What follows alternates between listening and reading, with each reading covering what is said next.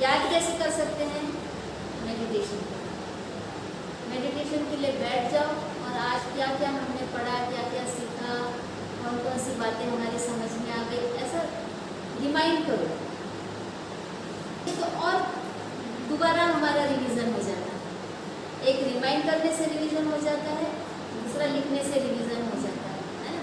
और ये जितना पक्का होगा कि एक समय ऐसा आएगा कि आपको न पढ़ने की ज़रूरत रहेगी न लिखने की ज़रूरत रहेगी। जहाँ भी किसी को पढ़ाने जाओगे या देशना देने जाओगे, अपने आप आपका माइंड आपको याद दिलाएगा, ये बोलना है, ये बोलना है, आ जाएगा। अभी यहाँ किताब में अलग ही लैंग्वेज लिखी हुई है, मैं उसको पढ़ते पढ़ते जल्दी जल्दी उनको सरल वाक्य बना के बता रही हूँ। यहाँ के वाक्य सरल नहीं है, तो मुझे कौन बता रहा है ऐसा नहीं ऐसा बोलो? मेरा माइंड बता रहा है, क्योंकि माइंड को ये समझ गया है कि आपको किस तरह से बोलने से समझ में आएगा। अभी जैसे इसके बाद लिखा है, अथवा जिस प्रकार कितने श्रमण और ब्राह्मण, फिर लिखा है इस प्रकार अपने को सजने धजने में लगे रहते हैं। क्या समझ में आया? आधे आधे शब्द लिखे हुए हैं, आधे आधे वाक्य लिखे हुए, पूरा नहीं है। तो पहली बार में उन्होंने पूरा वाक्य लिखा है। पहली बार में ये लिखा है, महाराज अथवा अनाड़ी। अब महाराज के आगे ऐसा लकीर और पॉइंट है, इसको क्या बोलते हैं? उद्गारवाचक, है ना। तो वहाँ पर अथवा शब्द आया है तो हम कंफ्यूज हो रहे हैं, ये या वो। तो हम इसको कैसे पढ़ेंगे? एक तो राजे महाराजे, या जो सामान्य जन है, अनाड़ी, जिनको ज्ञान नहीं है, ऐसा। अनाड़ी लिखा तो हमको नहीं समझ में आता, हम किसी को तो अनाड़ी बोलते नहीं हैं, लेकिन यहाँ पे अर्थ क्या निकलेगा कि जो ज्ञानी नहीं है, जिसको समझ नहीं है, ऐसा व्यक्ति। यानी ये समझा जा रहा है कि जो महाराज होते हैं वो अनाड़ी नहीं होते, ये उसका मतलब निकलता है। समझ रहे हैं? यहाँ महाराज के ऑपोजिट अनाड़ी शब्द प्रयोग किया गया है। अनाड़ी का अर्थ तो हमको समझ में आ रहा है, जिसको समझ में नहीं आता है, जो ज्ञानी नहीं है। लेकिन उसके ऑपोजिट महाराज शब्द किस लिए यूज किया गया है? ये माना गया है कि जो वो महाराज है, इसका मतलब वो समझदार है, वो ज्ञानी है, इसको बहुत सारी चीजें समझती है, इसलिए वो विद्वानों की इज्जत करता है, मान सम्मान करता है। तो यहाँ बुद्ध ये कह रहे हैं कि जिनको नहीं समझ में आता है, जो बहुत ज्ञानी नहीं है, वो भी मेरा बहुत मान सम्मान करते हैं। ये भी सम्मान करते हैं जो समझदार है, ज्ञानी है, और जो ज्ञानी नहीं है वो भी मेरा सम्मान करते हैं। क्यों करते हैं? क्योंकि जिस प्रकार कितने श्रमण और ब्राह्मण, यानी बहुत सारे उस जमाने के श्रमण भी और ब्राह्मण भी। अब श्रमण केवल भिक्षु संघ के थे ऐसा नहीं, तो जो दूसरी विचारधाराएं थी उनके भी श्रमण थे, उनको भी, है ना। श्रमण मतलब जो ग्रह त्याग करके ज्ञान लेने के लिए बाहर निकले हैं, वो भी श्रमण और ब्राह्मण भी। ब्राह्मण श्रमण नहीं है, क्यों? क्योंकि ब्राह्मण गृहस्थ होता है, ब्राह्मण गृहस्थ होता है, उसका परिवार होता है, समझ रहे ना। वो ग्रह त्यागी नहीं होता। देखो इतने गहरे में जाना है एक एक शब्द के। तो श्रमण और ब्राह्मण किस तरह का व्यवहार करते हैं, ये बुद्ध बता रहे हैं कि वो जिस तरह से व्यवहार करते हैं कि भोजन खाते हैं और जो बीज है वो भी खाते हैं। लेकिन तथागत ऐसा नहीं करते। तथागत ऐसा नहीं करते का मतलब वो खुद के बारे में बता रहे हैं, मैं ऐसा नहीं करता हूँ, और इसीलिए मुझे महाराज लोग भी पसंद करते हैं और जो अज्ञानी लोग हैं वो भी पसंद करते हैं, क्योंकि उनको समझ में आ रहा है कि तथागत गौतम बहुत समझदार है। वो भोजन तो करते हैं लेकिन बीजों को नष्ट नहीं करते, क्योंकि वो तथागत गौतम जानते हैं कि बीजों का क्या महत्व है। अगर बीज भी हम सारे खा जाएंगे तो फिर नए पौधे कैसे उगेंगे? इसलिए आम लोग उनसे खुश है, क्योंकि आम लोग तो खेती करते हैं, आम लोगों को बीजों की जरूरत पड़ती है ना। लेकिन आम लोगों को किस चीज की जरूरत है, महाराज को किस चीज की जरूरत है, ये बाकी अन्य श्रमण ब्राह्मण नहीं समझ रहे। इसलिए ये भोजन करते हैं तो बीजों को भी खा लेते हैं। अभी जैसे हम लोग यहाँ पे जो बात नहीं, सेब की फली खाते हैं, सेब की फली के बीज होते हैं, हम वो भी खाते हैं। फणस खाते हैं, कटहल, कटहल में भी बीजें होती हैं, वो भी खाते हैं। अभी इसलिए भी खा रहे हैं क्योंकि अब क्या कर रहे हैं किसान लोग, कुछ बीजों को पहले ही अलग निकाल के रख लेते हैं खेती करने के लिए, तो अभी इससे फर्क नहीं पड़ रहा। लेकिन उस जमाने में तो लोगों को ये सिखाने की जरूरत थी ना। लोग क्यों बाकी लोगों से खुश नहीं है, तथागत से खुश है? उस समय की बात थी ना, लेकिन आज तो लोग तुलना कर रहे हैं ना, लोग तुलना कर रहे हैं कि ये कितने समझदार हैं, बाकी लोग समझदार नहीं। अब किसान खुद समझदार हो गए हैं, मजदूर खुद समझदार हो गए हैं कि उनको जिस चीज़ की ज़रूरत है वो पहले ही अतिरिक्त मात्रा में तैयार कर लेते हैं और खेती करते हैं। समय के साथ बहुत सारी चीज़ें बदलती चली जाती है ना, वैसे ये एक बदलाव हुआ। शुरू में शायद ये कम मात्रा में होता होगा, है ना। धान की खेती करने वाले कुछ धान को पहले निकाल लेते हैं, गेहूँ की खेती करने वाले गेहूँ को पहले कुछ मात्रा में निकाल लेते हैं, चने की खेती करने वाले पहले ही चने को निकाल लेते हैं, सुखा लेते हैं, फिर उनका समय आने पर बराबर बीजारोपण कर देते हैं। लेकिन यहाँ पर तथागत ये बताना चाह रहे कि हम दूसरों की कॉपी न करें। दूसरे लोग गलत कर रहे तो हम गलत ना करें। दूसरे ऐसे करते होंगे लेकिन मैं नहीं करता, इसीलिए तो लोग मुझे पसंद करते हैं। उनके ये पूरे बताने का जो तरीका है वो इस प्रकार से है, बताने का तरीका। ये सारी चीजें हर बार वो बोल रहे हैं कि महाराज, अथवा, अब यहाँ पे अनाड़ी शब्द गायब कर दिया अगले सेंटेंस में। पहले इसमें अथवा अनाड़ी लिखा है, अथवा अनाड़ी मेरी प्रशंसा इस प्रकार करते हैं। मतलब लोग ऐसे बोलते हैं, प्रशंसा करते हैं कि बाकी के श्रमण ब्राह्मण ऐसा करते हैं, लेकिन तथागत गौतम ऐसा नहीं करते। अभी ये कह रहे हैं कि श्रमण ब्राह्मण नाटक तमाशे देखने जाते हैं, प्रेम तमाशे देखने जाते हैं, लेकिन बुद्ध नहीं, तथागत गौतम नहीं जाते हैं। तो लोग ये तुलना कर रहे हैं और इनकी अच्छाइयों की प्रशंसा कर रहे हैं कि वो दूसरे कैसे गलत काम कर रहे हैं, लेकिन ये नहीं कर रहे। और ये चीज़ कौन बता रहा है? तथागत खुद राजा अजातशत्रु को बता रहे हैं कि कितना अंतर है। तो हमें भी ये समझना चाहिए, दूसरे कर रहे हैं इसलिए हमें नहीं करना है। हमें उस चीज़ को समझना है सही गलत क्या है। जो सही होगा, सबके हित का होगा, वही हमें करना है। दूसरे लोग अगर संग्रह कर रहे हैं तो क्या हमने भी करना है? नहीं करना है। हमारे पास में ज़्यादा की चीज़ें बांट दो। कल किसने देखा है? हम तो मृत्यु के पंजे में हैं, कब हमारी मृत्यु हो जाए हमें पता नहीं। क्या करेंगे जमा करके? आज जिसकी ज़रूरत है उसकी ज़रूरत पूरी करो, दे दो उसको। मेरे पास ज़्यादा का है तो कल मुझे भी मिल ही जाएगा कहीं ना कहीं से। कुशल कर्म करते हैं तो फल भी मिलता ही है, क्योंकि दूसरे हमारे बारे में भी अच्छा सोचते हैं ना, हमारे मित्र बन जाते हैं ना। उनको लगता है ना कि ये दूसरों की ज़रूरत पूरी कर रहे हैं तो हम भी इनकी ज़रूरत पूरी करें। अपने आप वो रिजल्ट आते चला जाता है, हमारा कर्म का फल हमें अपने आप मिलते चला जाता है। इसलिए दूसरों को कॉपी नहीं करना है। ठीक है, हम लोग आगे बढ़ते हैं महाशील में। महाशील में बताया जिस प्रकार, ये लैंग्वेज इसी तरह से है, जिस प्रकार कितने श्रमण और ब्राह्मण श्रद्धापूर्वक दिए गए भोजन को खाकर इस प्रकार की हीन विद्या से जीवन बिताते हैं।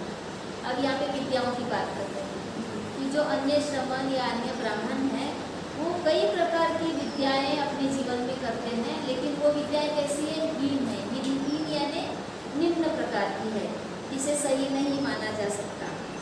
उसमें दिया है अंग विद्या, उत्पाद, स्वप्न लाटले तो उसका भी सुधारने की विद्या। स्वप्न यानी स्वप्न किसी ने देखा तो उसके अर्थ बताने की विद्या। कोई लक्षण होते हैं तो लक्षण बताने की, जैसे कि सिद्धार्थ गौतम के पैदा होते ही वशिष्ठ ऋषि ने बताया उसके लक्षणों के बारे में, है ना जी। अब यहाँ पे देखो तथागत खुद अजातशत्रु को बोल रहे हैं कि ये हीन विद्याएं हैं। जब तक हम नहीं उतरते हमें सच्चाई पता नहीं चलती है कि पानी कितना गहरा है। सब बोल रहे हैं, असित मुनि ने 32 लक्षण बताए, 32 लक्षण बताए, और यहाँ पर खुद तथागत बोल रहे हैं कि लक्षण बताना हीन विद्या है। स्वप्न के अर्थ बताए गए महामाया के, वो भी हाँ? यहाँ तथागत बोल रहे हैं कि स्वप्नों के अर्थ बताना हीन विद्या है। कई ब्राह्मण बताते हैं, ये खुद ही कह रहे हैं अजातशत्रु से बात करते हुए, जी चूहा काटता है ना मुशिक, उसको उतारने की विद्या। अग्नि हवन, हवन करते हैं, उसमें अग्नि प्रज्वलित करते हैं, ये विद्या भी निम्न विद्या मानी गई है तथागत की दृष्टि से। दर्वी होम, अग्नि कई होम होते हैं, दर्वी होम, तुष होम, कर्ण होम, तंडुल होम, घृत होम, यानी ये सारे वो पदार्थ है जो हवन में ऐसे डाले जाते हैं जलाने के लिए, उन सब के नाम हैं। जी मिश्रण रहते हैं। तेल होम, घी, हाँ ये सब हीन विद्या कहा है। ये बाकी लोग करते थे लेकिन तथागत नहीं करते। रुधिर होम, वास्तु विद्या, वास्तु विद्या का भी बहुत प्रचलन है। बहुत ज़्यादा। तथागत बोलते हैं कि ये हीन विद्या है। क्षेत्र विद्या, क्षेत्र की विद्या के बारे में हम डिटेल में तो नहीं जानते। क्षेत्र मतलब एरिया, उस एरिया के बारे में कुछ बोलते होंगे, कुछ भविष्यवाणी करते होंगे, ये क्षेत्र में ऐसा। कल्पनाओं पर आधारित बातें होती है, इसका कोई ठोस आधार नहीं होता है, इसलिए तथागत ने इसे हीन विद्या कहा। बात समझ में आ रही? स्वप्न के फल बताना, हाँ हवन करना, हाँ। लक्षण क्या बनते? लक्षण देते। लक्षण बताना। लक्षण बताने के। लक्षण यानी किसी व्यक्ति को देखकर उनके लक्षणों के आधार पर उनकी भविष्यवाणी करते हैं, जैसे सिद्धार्थ के लक्षण बताए हैं। नहीं स्वप्न का अर्थ अलग, लक्षण अलग। शरीर को देख के नहीं लक्षण बताए थे 32 लाख। तो क्या कह रहे हैं तथागत अजातशत्रु से कि ये विद्याओं का अपने जीवन में पालन करना, ये सारी हीन विद्याएं हैं, ये तथागत बुद्ध नहीं करते हैं। कौन कौन सी हीन विद्याएं? ये महाशील में आ रहा है, कल्याण करने की विद्या, उसी में आ रहा है। ग्रह प्रवेश करते हैं तो ग्रह शांति करते हैं ना, ग्रह वही काम शांति किया जाता है। ग्रह शांति और विवाह के समय करते हैं, शुभ विवाह, मांगलिक कार्य बोलते हैं इसको। मतलब ये एक तरह से कर्मकांड करना मंगल करने के लिए, ये सारी विद्या है कि हम कुछ मंत्र वगैरह उच्चार करेंगे तो तुम्हारा कल्याण हो जाएगा, ये इसका मतलब निकलता है। ये भविष्यवाणी कर रहे हैं और यहाँ शरीर को देख के लक्षण बता रहे हैं। लक्षण देख कर भविष्यवाणी करना, उदाहरण है तुम्हारे सामने सिद्धार्थ गौतम का, असित मुनि का। शिव समझ गया? लिखना पड़ेगा, भूत, भूत भगाने के लिए मंत्रोच्चार करना। सर्प, विष और बिच्छू, यहाँ पर आ रहा है सर्प का विष, बिच्छू का विष उतारने के लिए झाड़ फूंक करना, झाड़ फूंक की विद्या। मतलब ये सारे भूत वगैरह भगाने के लिए भी झाड़ फूंक किया जाता है, सांप का जहर उतारने के लिए झाड़ फूंक किया जाता है कहते हैं। लेकिन बुद्ध क्या कह रहे हैं ये समझिए, वो कह रहे हैं कि ये विद्याएं हीन है, ये श्रमणों का काम नहीं है। जो कर रहे हैं ना, उनमें हम क्यों इंटरफेयर करें? जी तुम श्रवण हो गए, वो तुम्हारा काम नहीं गए हो, भिक्खु भिक्खुनी बन गए हो, ये झाड़ फूंक करना तुम्हारा काम नहीं है, जहर उतारना। एक्चुअली शिव को भी बहुत लोग भूत बोलते हैं, शिव के बहुत सारे मीनिंग हैं। ये समझ लो कि ये सारा झाड़ फूंक से रिलेटेड है, हर तरह का उतारना। अब कोई जैसे नजर उतारता है वो भी इसी में आएगा, कोई ऐसी मिर्ची से नजर उतारता है, अग्नि में डालता है, कोई चप्पल से उतारता है, कोई गोबर से उतारता है। क्या बोलेंगे उसको? नजर उतारते, कोई दूर से ये सारी क्रियाओं को ये झाड़ फूंक से उतारना चीजों को। किसी के आ रहा है ये सब ग्राउंड, ये सब झाड़ फूंक में आ रहा है। हाँ वही कहते हैं। अरे ये है। अगर कोई ऐसा करता है तो वो गलत कर रहा है, तथागत के सिद्धांतों के विचारों के विपरीत कार्य। हाथ नहीं है। अलग कुछ जी।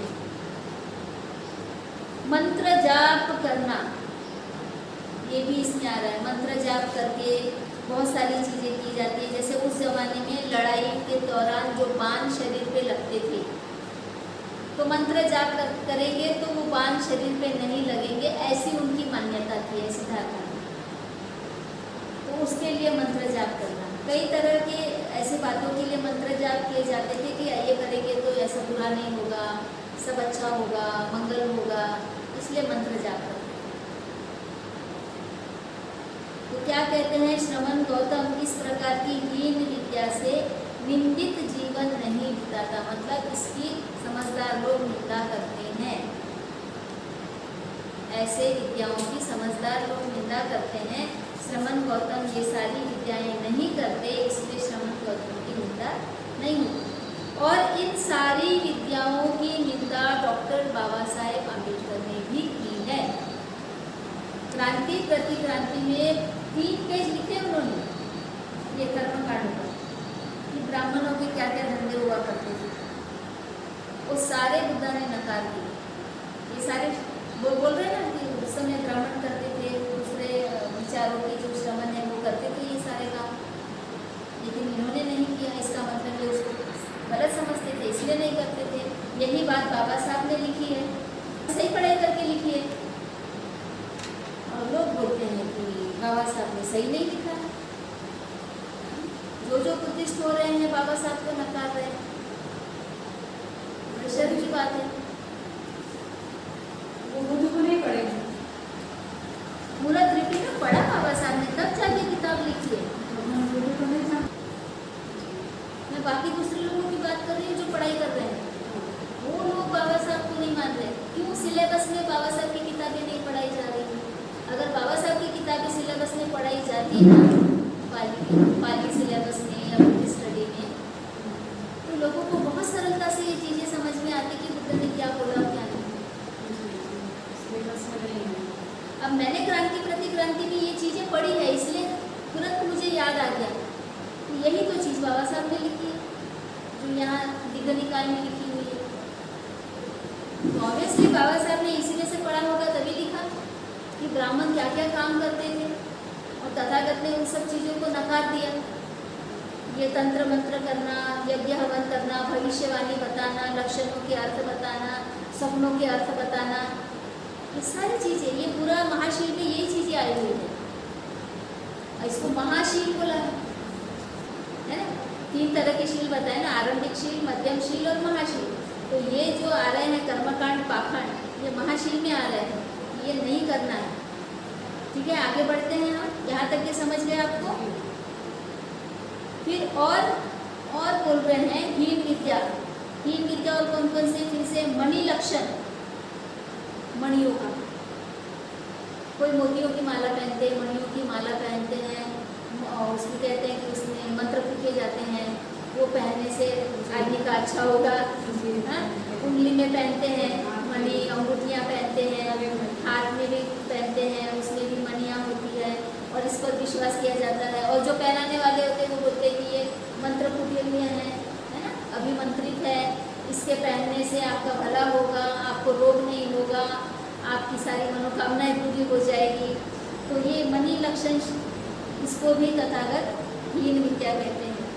वस्त्र, दंड, असी, बाण, धनुष, आयुध, स्त्री, पुरुष, कुमार, कुमारी, दास, दासी, हस्ती, अश्व, भैंस, वृषभ, ये सबको लेकर कुछ न कुछ मान्यताएं हैं।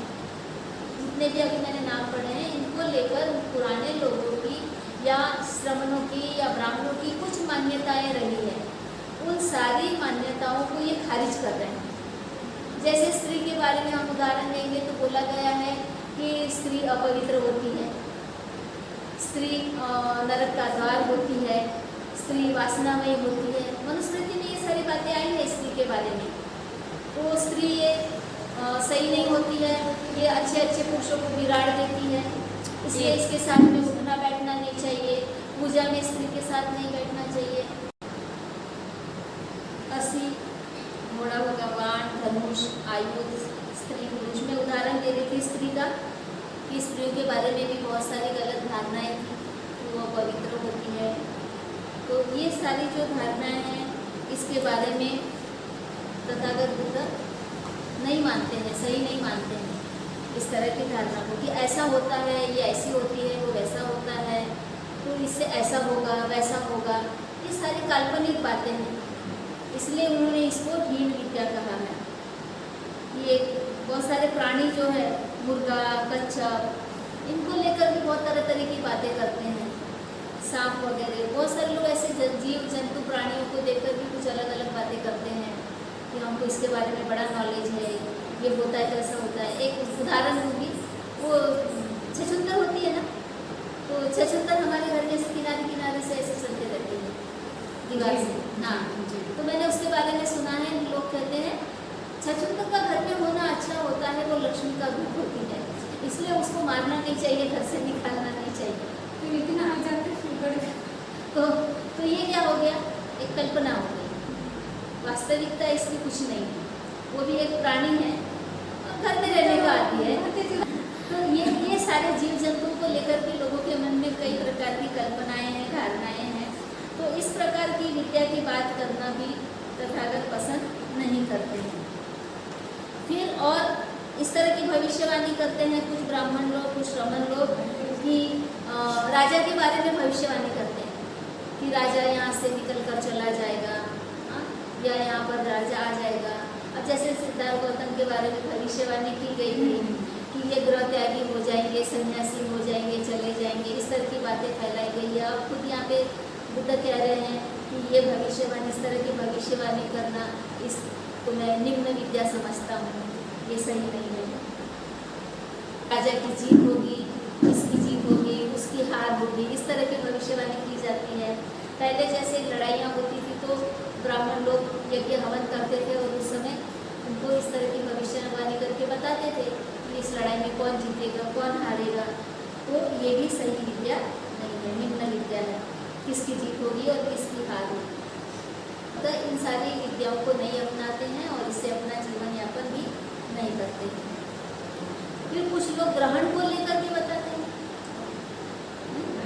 चंद्र ग्रहण लगता है, सूर्य ग्रहण लगता है, जो आपने पिछले भी बताया। क्रिकेट में नहीं जाना है, तुमको समझना है कि कौन कौन सी कल्पनाएं, धारणाएं हीन विद्या में आ गई।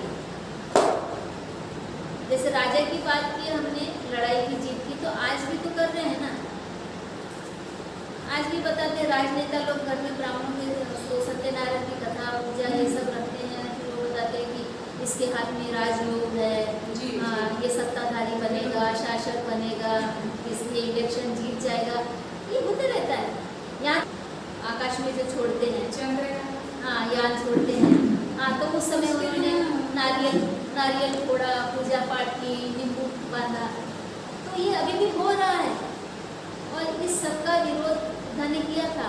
और आज हम देखते हैं कि जो सही मायने में बुद्ध के धर्मों को समझे, वो आज भी इन चीज़ों को नहीं मानते हैं, उसका विरोध करते हैं। लेकिन कुछ लोग अंधश्रद्धा में चले गए हैं, ब्राह्मणवाद को उसने मिक्स कर दिया है, तो उन लोगों को फर्क नहीं पड़ता, वो लोग इन सब चीज़ों को मानते हैं। जैसे अभी हमने मानव नगर का उदाहरण कर लिया था, वहाँ पे जो भिक्षु आए थे तो उन्होंने क्या किए, वो लोटा रखा, उसमें पानी रखा, उसमें अगरबत्ती जलाया, ऐसा ऐसा वो लोटे को ऐसा ऐसा किया, फिर ऐसा किया, उसमें फूका, अगरबत्ती में फूक किया, उसने बहुत पूजा की, वो पानी की, और बाद में यानी इसका मतलब कि उसने पानी में कुछ मंत्र फूके और फिर वो पानी सबको चम्मच समझ से वो महिलाओं को दिया। महिलाएं ले रही है, पी रही है, ऐसा कर रही है, फिर उसको वंदन कर रही है। तो ये एक जीवनधारी कर रहा है। मैं इसलिए इतने ऐसे बोल रही हूँ क्योंकि ये वीडियो आया मेरे पास जहाँ ये हुआ। तो इस तरह के कार्य करने वाले क्या सही में बुद्धा के सावक है? अंधश्रद्धा फैला रहे ना, और हमारे लोग जो है वो उसको मान रहे हैं क्योंकि उनको बाबा साहब नहीं पसंद आ रहा ना। बाबा साहब ने इसमें से निकलने के लिए बोला। क्यों लिया बाबा साहब ने ये धर्म? क्योंकि उसमें कर्मकांड पाखंड अंधश्रद्धा नहीं है, उसमें विज्ञानवाद है, कार्यकारण सिद्धांत है, इसलिए बाबा साहब को वो सही लगा। लेकिन लोग अभी बाबा साहब को ही दूध में पड़ी मक्खी की तरह से निकाल रहे हैं। जो व्यक्ति ऐसी बात करे उसको भी द्वारा नहीं बुलाते। यानी कि जो जैसे ऐसी बात करे उसको हाँ, उसका जैसे हम है, जैसे उसको दान नहीं देते हैं। जीवनधारी हम चले जाते, दान भी नहीं देते जल्दी से फिर। तो ये सब चल रहा है पाखंड। हाँ, ग्रहण के बारे में भी भविष्यवाणी की जाती है। चंद्र ग्रहण, सूर्य ग्रहण, नक्षत्रों की भविष्यवाणी की जाती है। नक्षत्र ये नक्षत्र यहाँ है, वो वहाँ है, रोहिणी वगैरह क्या क्या नक्षत्रों के नाम होते हैं, वो उसमें बताते हैं, उनके पेपर पर रखे रहते हैं। उसमें बताते हैं ये इसमें जा रहा है, वो उसमें जा रहा है, राहु केतु की बात करते हैं और बताते हैं कि नहीं तुम्हारा तो आने वाला समय अच्छा नहीं है, आपके ऊपर बड़े संकट की घड़ी है। वो सीरियल जो आ रहे हैं ना टीवी में, उसमें ये बातें बहुत दिखाई जा रही है। ब्राह्मण को बुलाते हैं, बोलते कि नहीं अभी इसका सही समय नहीं चल रहा है, इसके ऊपर संकट है, इसकी रक्षा कवच रक्षा है, इसकी बीवी इसकी रक्षा कवच है। ये सारी चीजें टीवी में ओपन तरीके से बताई जाती है। ओपन बताई जा रही है सीरियलों में, और वही देख देख के हम सारे लोग पगला रहे हैं, इस पर विश्वास कर रहे हैं। और ऐसे ही जिंदगी को बाहर भी कर रहे हैं लोग, और जो लोग नहीं कर रहे हैं वो देखकर वो भी कर रहे हैं, दोनों हैं। हाँ, तो जो समाज में घटित होता है उसी पर बनाया जाता है कथा कहानियाँ, और जो कथा कहानियों में लोग देखते हैं वही कॉपी करते हैं। दोनों एक दूसरे पर प्रभाव डालते हैं। अभी पहले तो लोगों को नहीं मालूम था संतोषी माता, एक ने फिल्म ही बना दी, पागल हो गए लोग। शुक्रवार का व्रत करने लग गए, उपवास करने लग गए। उसके पहले शुक्रवार का उपवास नहीं किया जाता था। वो फिल्म इतनी चली, बोलते बहुत महिलाओं की भीड़ उसमें संतोषी माता देखने की। बहुत पुरानी बात है। अब उसके बाद शुक्रवार को दूसरी माता का लगा दे, निकाल दिया व्रत, वैभव लक्ष्मी माता। वो गुरुवार का नहीं, शुक्रवार में होता है। तो ये तरह तरह की बातें प्रचारित की जाती है, फैलाई जाती है। ये प्रचारकों के माध्यम से हो रही है, प्रसार माध्यमों से हो रही है। और बुद्ध ने इन सब चीज़ों को नकार दिया। हमको ये समझना है कि बुद्ध ने इन चीज़ों को नकार दिया, नहीं ये हमारा काम नहीं है। हमें बुद्ध के कर्म सिद्धांत को मानना है। हम जैसा कर्म करेंगे वैसा फल हमें मिलेगा, और वो भी इसी जीवन में मिलेगा। चलो, ये ग्रह नक्षत्रों की बात हो गई। श्रमण गौतम इस प्रकार की हीन विद्या से निंदित जीवन नहीं बिताते। फिर और भविष्यवाणी करते, सारी भविष्यवाणियों पर ये है। मैं क्रांति प्रतिक्रांति में से भी पढ़कर बताऊंगी कि बाबा साहब ने क्या लिखा है, कल बताऊंगी इसके ऊपर। अच्छी वृष्टि होगी यानी बारिश होगी, इसकी भी भविष्यवाणी करते हैं। हमारा मौसम विभाग अक्सर भविष्यवाणी करते रहता है और वो कभी सच नहीं होती है। जिस दिन बोलते बारिश होगी उस दिन बारिश नहीं होती, जिस दिन बोलते बारिश नहीं होगी उस दिन बारिश हो जाती है। मौसम विभाग को अंदाजा लगाते हैं, वो अंदाजा होता है, लेकिन ये तो वैज्ञानिक तरीके कुछ से हद तक होता है, कुछ हद तक नहीं होता है।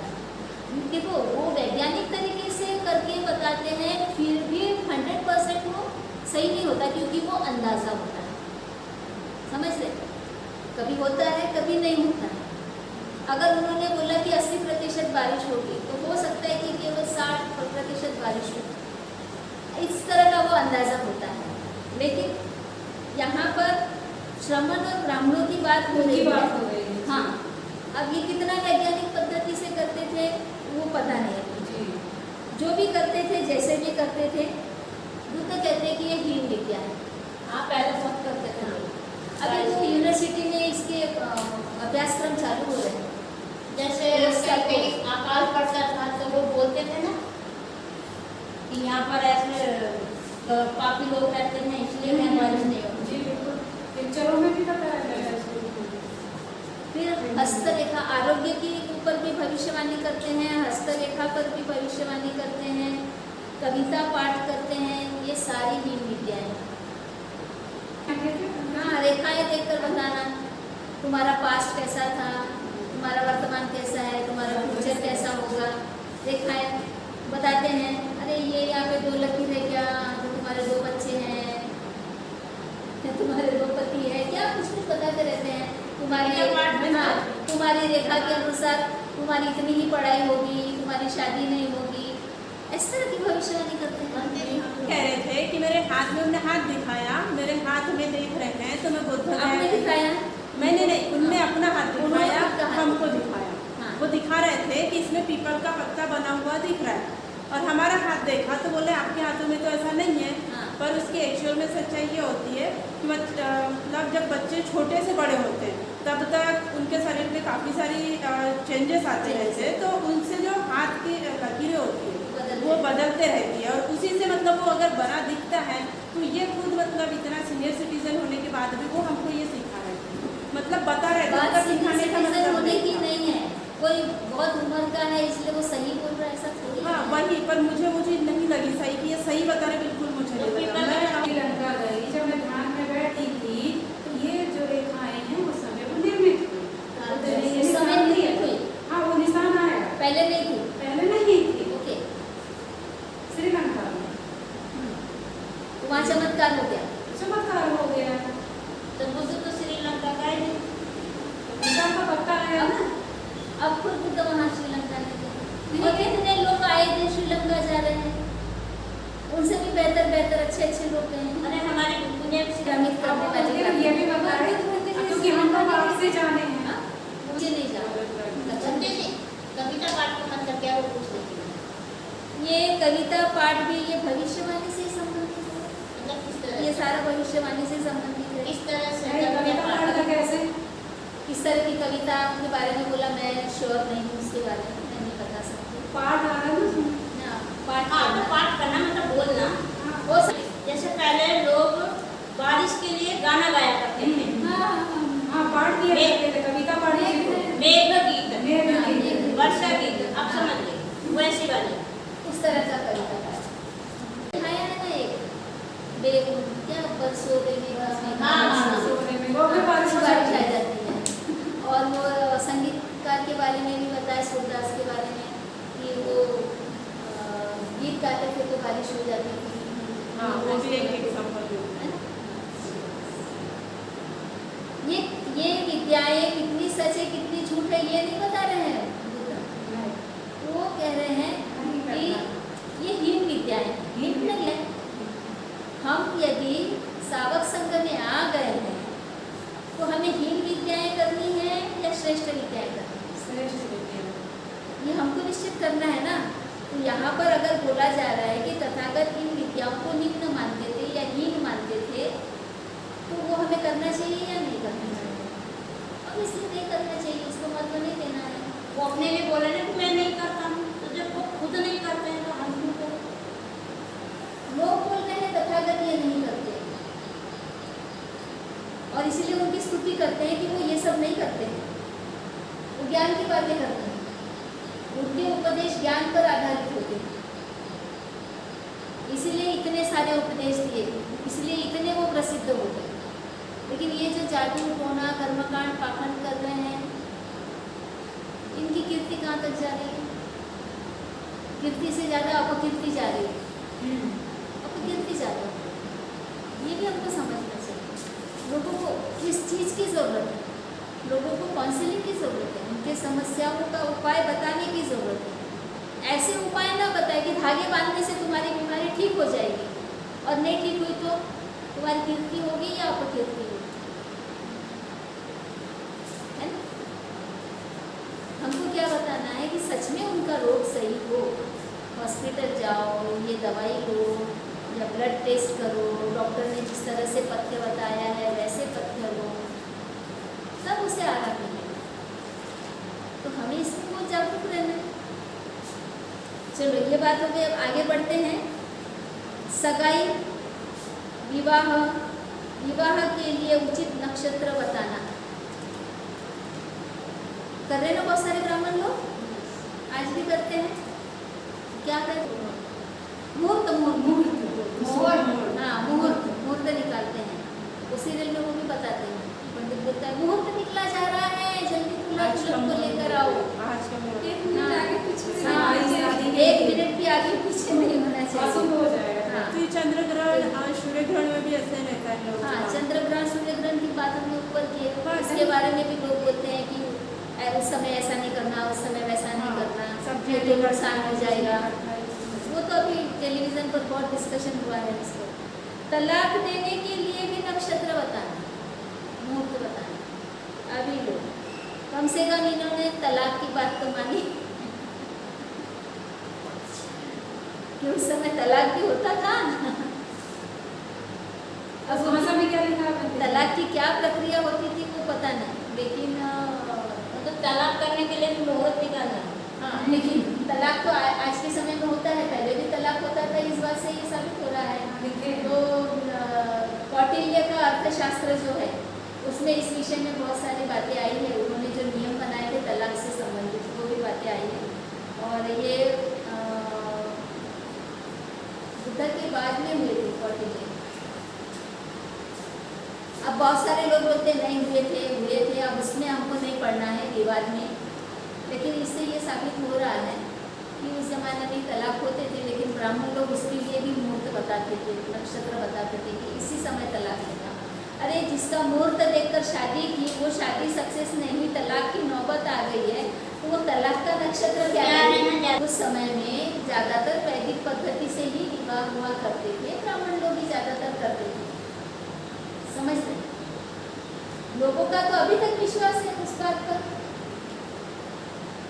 ब्राह्मणों के बुद्धिस्ट लोग हैं वो क्या करते हैं, समझे जी, आपका काम निबट गया हो तो उनका पंडित आया, हम थोड़ा साथी चक्कर लगवा देते, बस ऐसे ही आप आके चालू करते हैं, ऐसा करते हैं, नहीं तो वो नाराज होते हैं। अब मुहूर्त देखकर शादी करने के बाद में भी यदि तलाक की नौबत आ रही है तो तलाक में क्या मुहूर्त देखें? इसीलिए बुद्धा ने इनको हीन विद्या कहा। अब देखो उधार और ऋण लेने के लिए भी नक्षत्र बताए जाते थे। वो तो जरूरत भी होता है, अपने पास नहीं है, आदमी को जरूरत है तो वो उधार लेता है या ऋण लेता है। इसको भी तारीख देख के लेना पड़ता है कि साहूकार जो पैसा देता है तो वो मुहूर्त देख के देता है। इस समय इस मुहूर्त में अगर वो किसी को ऋण देता है तो उसका पैसा शायद लौट आए, और गलत मुहूर्त पे ऋण देगा तो उसका पैसा लौट नहीं आएगा। गर्भपुष्टि करना, किसी के महिला में गर्भ है क्या है, लड़की की बात तो नहीं की है, लेकिन गर्भ ठहरा हुआ है या नहीं ये बताते हैं। मंत्र बल से जीभ को बांध देना, यानी ऐसा कुछ मंत्र करना कि उसका मुंह बंद हो जाए, वो चुप हो जाए, कुछ ना बोले। जीभ बांध देने का मतलब वाकई में जीभ को बांध नहीं रहे हैं, वो बोलेगा नहीं, मौन हो जाए। ऐसा कुछ मंत्र कर दिया वो बोलेगा। दूसरे के कान को बहरा बना दिया, यानी मंत्र के द्वारा किसी को बहरा भी बनाया जा सकता। दर्पण पर देवता बुलाकर प्रश्न पूछना, दर्पण आईना, आईने में किसी देवता को बुलाना और उससे प्रश्न करना। और कुमारी के शरीर पर, देखो यहाँ कुमारी बोला है, कुमार नहीं बोला है, मतलब लड़कियों के भी शरीर पर देवता बुलाते हैं, इससे प्रश्न करते हैं। केवल दर्पण पर ही देवता को बुलाकर प्रश्न नहीं किए जाते, लड़की पर भी, लड़की के शरीर में देवता को बुलाकर प्रश्न पूछे जाते हैं, तो ये भी किया जाता है। सूर्य की पूजा वो भी हीन विद्या है। महाब्रह्म पूजा ये भी हीन विद्या है। मंत्र के बल से मुंह से अग्नि निकालना ये भी हीन विद्या है। इसमें तो अंधश्रद्धा निर्मूलन वालों ने बहुत काम किया है कि किस तरह से वो अपने मुंह से अग्नि निकालते हैं। कुछ केमिकल का यूज़ करते हैं, दर्पण या मन्नत पूरी करना, मंत्र का अभ्यास करना,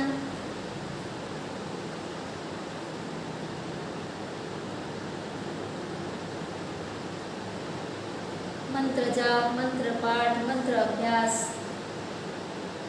मंत्र बल से पुरुष को नपुंसक बनाना, मंत्र बल से नपुंसक को पुरुष बनाना, ये भी मंत्र बल से। आजकल तो साइंस इतना।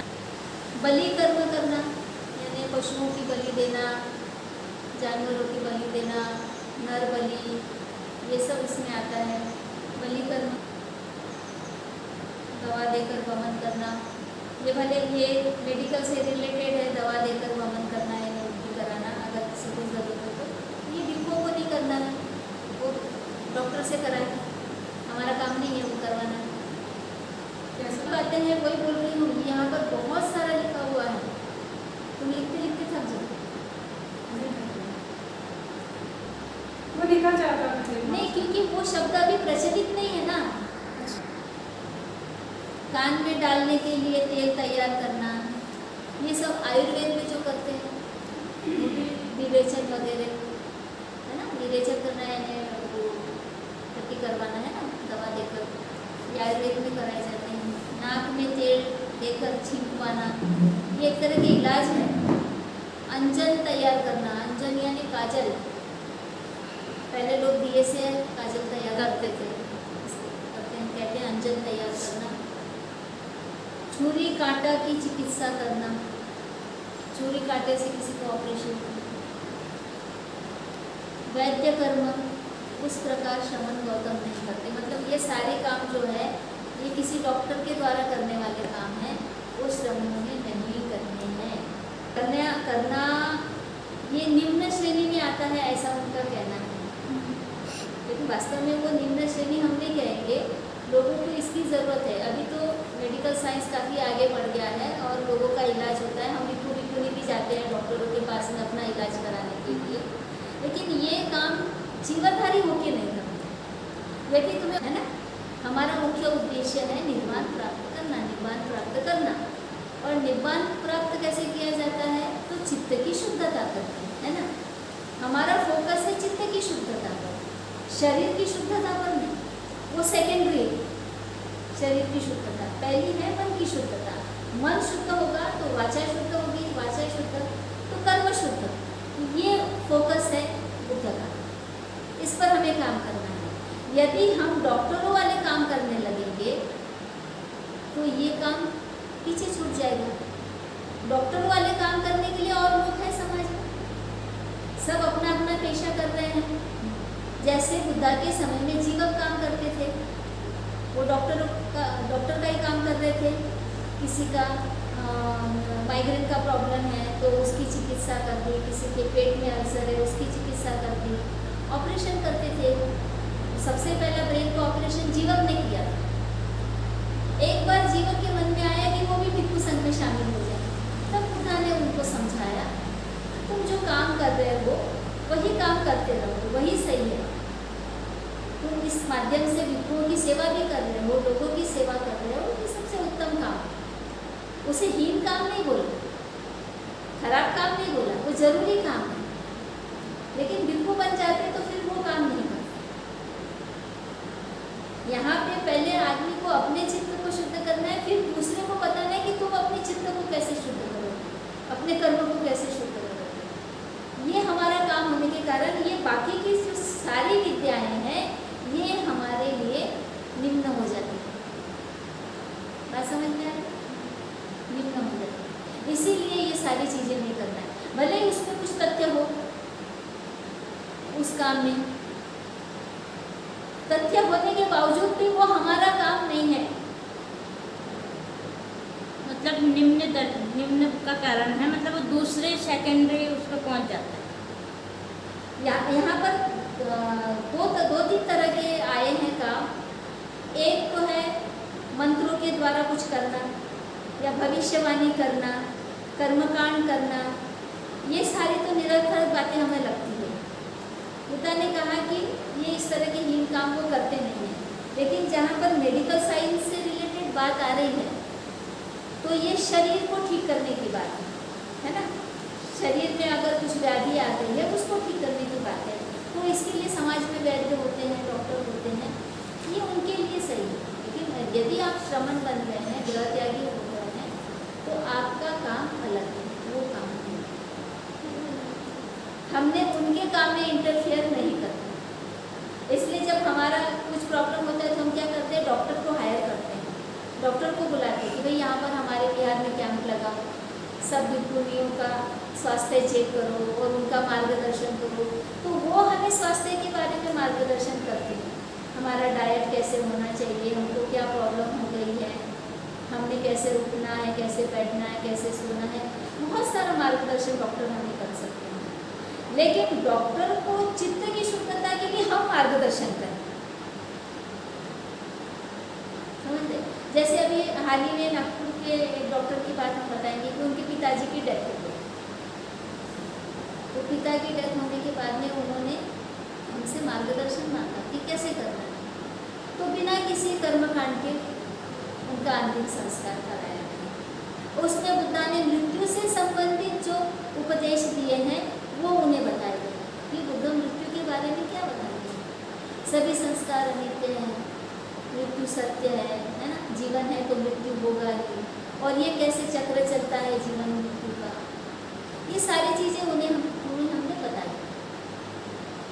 उन्होंने बहुत सारे प्रश्न किए उस पर, पुनर्जन्म को लेकर, क्या होता है मृत्यु के बाद क्या होता है। तो बुद्ध ने इस विषय में जो बातें बताई है वो बताना हमारा काम है, ताकि उनके मन में इस तरह का कोई भय नहीं रहे, ना कोई शंका रहे कि मरने के बाद क्या होता है, भूत हो जाते हैं क्या, तो फिर इंसान 4 महाभूतों से बना है, फिर ये सारे महाभूत वातावरण में विलीन हो जाते हैं, आत्मा नाम की कोई चीज़ नहीं होती है, इसलिए ये सब करने की ज़रूरत नहीं है, खाना सड़क पर रखने की ज़रूरत नहीं है, उनकी पैरवी करने की ज़रूरत नहीं है, मरने के बाद में किसी को खिलाया पिलाया जाना नहीं जाता है, जो जिंदा आदमी है उसको खिलाया पिलाया जाता है।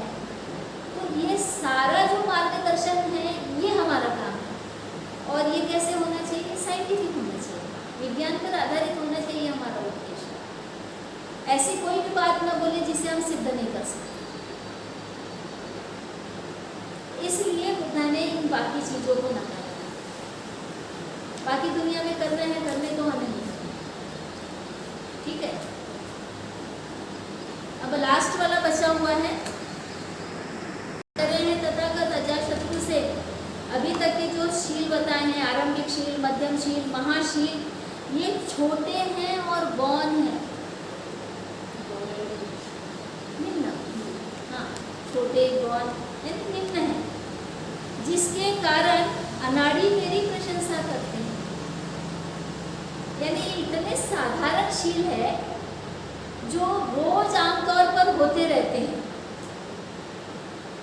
और इन शीलों को देखकर ही तथागत की प्रशंसा करते हैं। कौन करते हैं? जो बहुत ज्ञानी नहीं है, जो बहुत विद्वान नहीं है, सामान्य जन है, उनको तक ये बात समझ में आती है, वो प्रशंसा करते हैं। तो ये सामान्य फल हुआ। तो विद्वान के साथ साथ तो अनाड़ी भी हो गई। हाँ, विद्वान तो करते हैं, उन्होंने महाराज शब्द उन्हीं के लिए इस्तेमाल किया। विद्वान भी करते हैं, जो विद्वान के लिए वो भी करते हैं, और ये आता है सामान्य फल में। ये पूरा हम सामान्य फल सूत्र ही पढ़ रहे हैं ना, मतलब इतनी छोटी छोटी बातें हैं, इसको लोग समझ रहे हैं, प्रशंसा कर रहे हैं।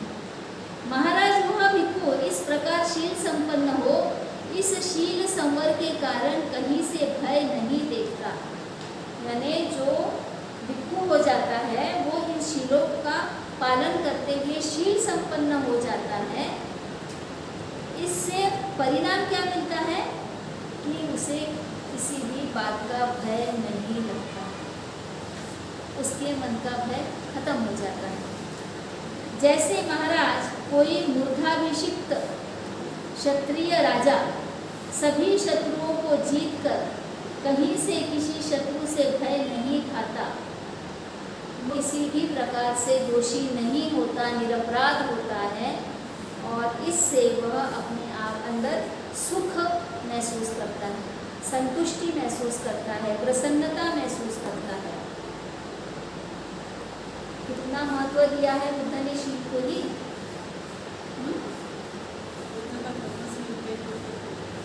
आधार है, आधार है, शील ही मजबूत होनी चाहिए। जिसकी शील मजबूत है वो जीता हुआ इंसान, खुद को जीता हुआ, खुद के विकारों को जीता हुआ, इसीलिए अरिहंत कहलाता है। सारे शत्रुओं का अंत करता